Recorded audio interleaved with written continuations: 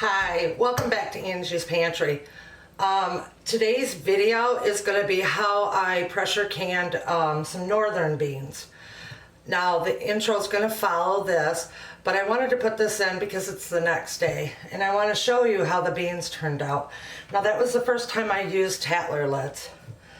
All of the beans, remember at the top it looked like they were dried out. They're not. All I did was when they cooled down, I shook it back and forth and mixed them in, and that's how they looked. My lids all turned out good, and the headspace is all the same on all the jars. I think how I would do it differently, because I want a little bit more of the juice. I mean, this is fine. They're perfectly good to store. 2 of the lids did not seal out of the 7. So what I did was I put, so I could use them up, I put the little plastic cup on it. But I wanted to show you, which I'll bring in closer to do that, how the bean texture is, so you can see what the no-soak method bean texture is.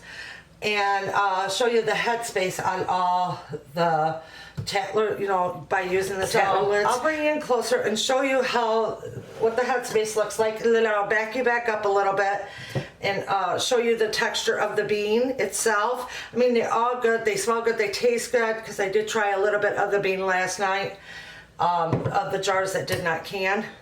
And then after that, you'll follow with the video that I did up yesterday. I hope this helps whoever's gonna do the no soak method. I would definitely go with the 1 cup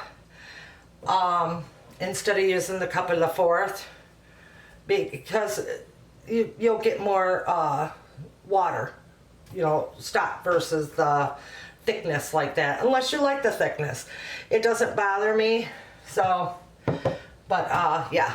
All right, so let me bring it a little closer and show you the difference. So this is what I'm talking about, headspace. Headspace is from your product to the lid itself, okay? But if you look, they are all exactly the same. Now I know I had some seepage, which, I knew that. But they all look really good today. Look at that. So, all right, let's see what the texture part. Okay, there's the bean. I'm gonna squish it. It's still firm, but see, that's what I like when I do the no soak method. It tastes really good. But see, look. Now when it heats up, it'll go back to the, you'll get more broth off it. So that's what I wanted to show you, what the bean itself looked like when, after it's pressure canned.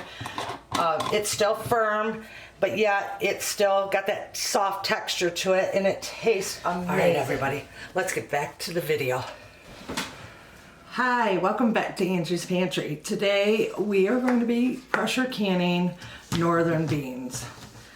I'm doing quarts, so they say it's 1 cup of dry beans to 1 quart. To get your information, always try to do your own research. This is the Ball Complete Book of Home Preserves. It's got really good recipes in there and everything. It tells you about your altitude, because your altitude's different than mine. And also, like, for canning beans, so like 1 cup of bean, you should get, okay, let's see, where was that? It's right here. Dry beans. So for peas, navy beans, kidney beans, peas, or navy beans, mostly all of your beans, 1 cup should equal about 2.5 cups to 2/3 cup. Okay, kidney beans would be 2.5 cups. Pea and navy beans would be 2 1/3 cups. From here to what it's like in the jar. And that's what it says that. It's a really good book to have. Study it, know it. This is the newer one because my other one that I had was pretty tore up. And I lost half of it, so we had to get a new one. All right, I wanted to talk to you guys a little bit about cleaning your beans. I store my beans in an airtight container. It's a really big container that I got from Tupperware, but you can store it in whatever you want. These beans I got from Azure. It's an awesome company. Their beans are like wonderful. And I put them in, I measure out a cup, and then I put them in like a 10 or whatever, and then you go through and you pick out ones that don't look right. Like that. I've got a whole pile here. If they're really wrinkly, I get rid of them. If it's a half a bean, I get rid of them. See, this is the difference from you canning your stuff versus what you get in a can of beans at the store. Because the beans at your store, they ain't gonna do all this. So see, there's a piece of black on there. I don't know if you can see it, but that's out of there. So you want your half a bean, you want your product to look nice. And it's what you're gonna eat. So if you want a nasty wrinkly old bean in there, or that, which is an old bean, now that would be a good bean for planting. But I don't think you want a bean in there like that. Come on, Rose. Did it? Anyways, I'll show you up closer to the bottom. So any ones that you don't like, just get rid of. If there's stones in there, get rid of them, because you don't want to be eating a stone. It's another reason we clean our beans. This is just prepping them. Where'd it go? So I was asked by a subscriber, what is different ways of doing this? I'm doing the no soak method. I like that way. It seems to work better for me. I don't like a real mushy bean, so that's why I don't soak mine. It is not USDA approved. I don't know why. I guess there's just not enough research on it yet. I've tried every which way you can by their methods, you know, the boiling, the soaking overnight, boiling them. You just took them out, you put them in a pan, you wash them, clean them like this, put them in a pan, and boil it for a hard boil for like 10 minutes, let it sit for an hour, and then, use them that way. I've tried that. I've tried where you take your beans and you measure out a cup, you put it in your quart jar, let it set overnight with water, and then rinse it out and then put the water back in. Yeah, I didn't like that either. It became too mushy. All those beans seem to be too mushy for me. I like my beans to be like how they are when you come out of the grocery store. Where they're still in their full shape and you can squish them and they still got a little texture to them. That is why I prefer the no soak method. And I am going cold canner. So I'm going to rinse the beans. I'm going to measure them back out into each jar. I am going to add a teaspoon of salt per jar, and then put cold water in each jar. So the water that I put in the canner is going to be cold. And then when we get to that point, I'll show you. So it's all going to be cold start to up. So it is going to take a little bit longer, but that's the way I want to do it today.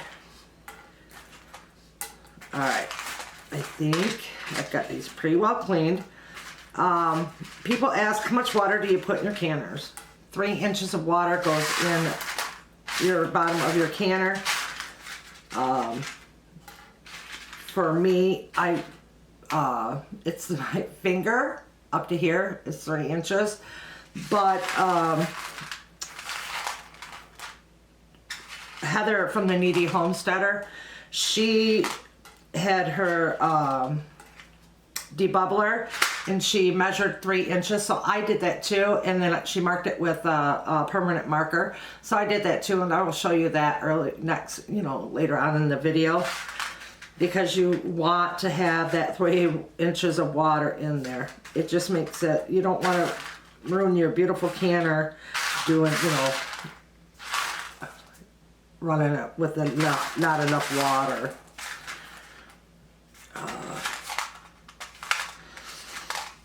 What else was some of the questions?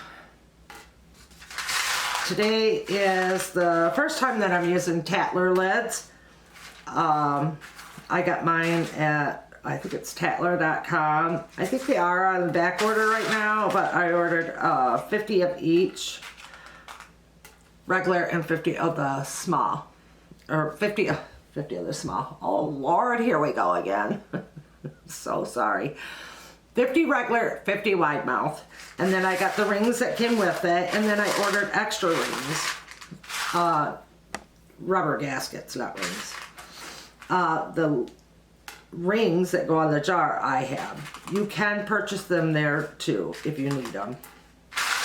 Alright, I think that looks pretty good. That.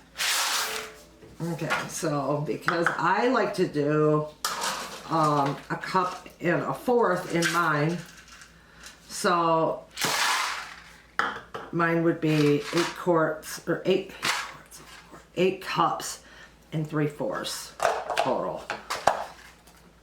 If you like more juice in your beans, then stick with the cup. I like more bean than I do juice. But I still like the water in there, you know, the juices of the bean in there too. Because you gotta have water in your beans. I got a video out there, and that's the one I'm getting a lot of questions on. You'll see where the beans is so thick, and when I tried to use that, I couldn't. It was a waste. It was a waste. I couldn't even, they were northern beans, and I'm telling you, refried beans is not good with northern beans. I did use some of it in as a thickener for soups, but yeah, I will never, like I said, I won't do that soap method again. That's just horrible. But don't take my word for this. Like I said, do your own research, study, learn what you're doing. Great canners that I know is Bev from our Half an Acre Homestead. She's an old school canner, and she does wonderful canning. Linda from Linda's Pantry. Heather from the Newbie Homesteader. Mandy, More to Life. Paul from Paul's Rule of Thumb. I'm trying to think of other big canners that I know. Wanda from Deep South Homestead. There's wonderful channels out there that do the clean, proper way of canning. All right, I'm going to get ready to rinse these. I'm just going to rinse them really well. Clean them.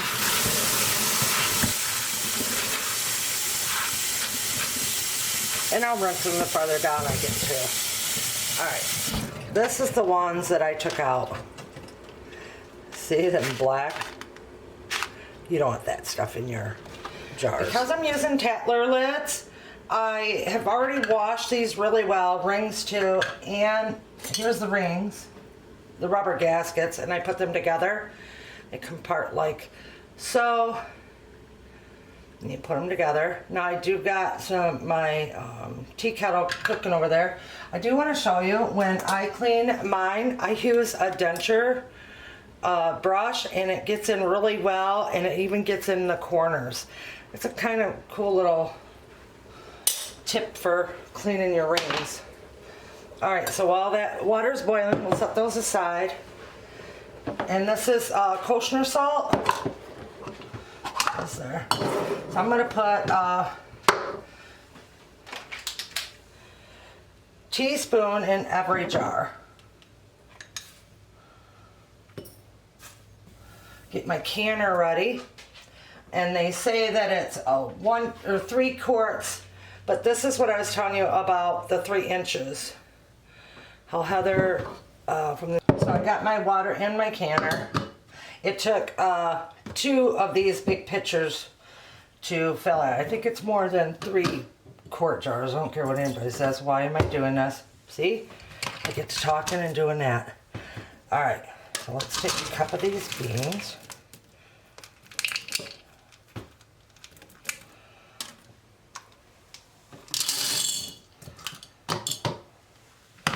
And then I take not a heaping, just a little bit of a fourth. And that's 1 jar. And then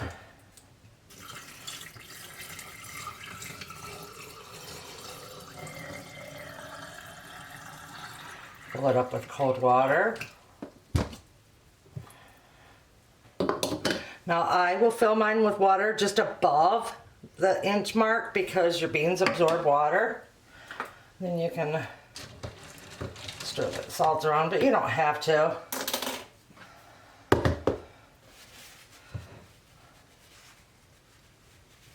Wipe off your rattler out. Hot water. There. They say to turn it till the jar goes. Go in and then go back a little. And then that goes in the canner. And then I will do the rest. And be right back. Okay, all 7 jars are in the canner. Waiting to be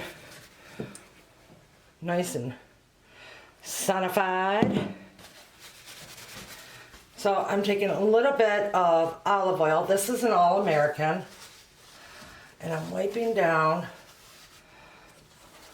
my rum.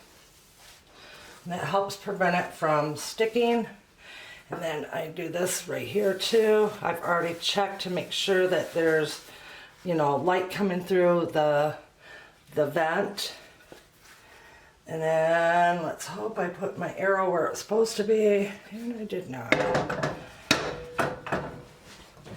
So get that where it needs to be. It's arrow to arrow. Shoot. So here's the arrow, and there's a dent there. And then you slide it.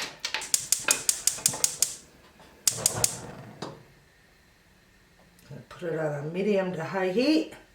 Let it come up gradually. And then once it has a steady stream come out of steam, then I will set my timer for 10 minutes. And then once that 10-minute timer come off, then I will put, for my area, it's 10-pound pressure on there. And then you gotta wait for that to come up and start rocking. And then once it starts rocking and good steady rocking, I turn down where my happy spot is on my stove to where you do a nice steady, slow rocking on it. And then I will set my timer for 90 minutes because it's quart. And I'll be back when it's time to open up my canner. It's now 4:30, so it's taking a while for it to come down to pressure. Now if you could take this off without no hissing, then it's okay. If it starts to hiss, just put it back down. All right? And I'll take this off. I'm gonna let that set for a few minutes. I'll give it 10 minutes and I'll be right back. Off. It's been exactly 10 minutes. Let's see how she goes. Hello. See, I didn't do it right. And then you tighten it up, they say.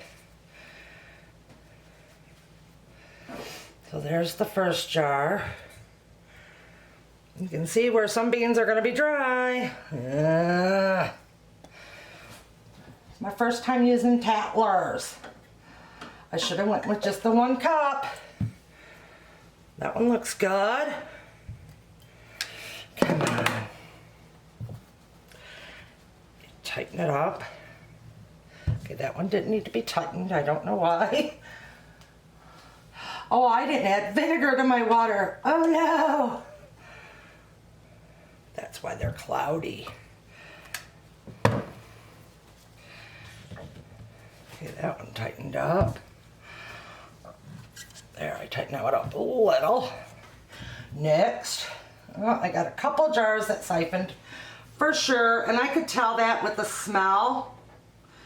So, well, I'm making some ham and bean soup. Maybe I'll use that for that. Oh, there, that's what that will look like. Last jar.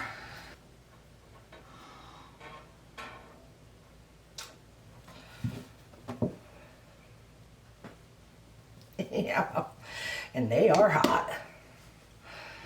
All right, there we go. So now I will let them cool. I hope you all enjoyed this video. And as always, thank you for stopping by. Big hugs from my pantry to yours. Bye.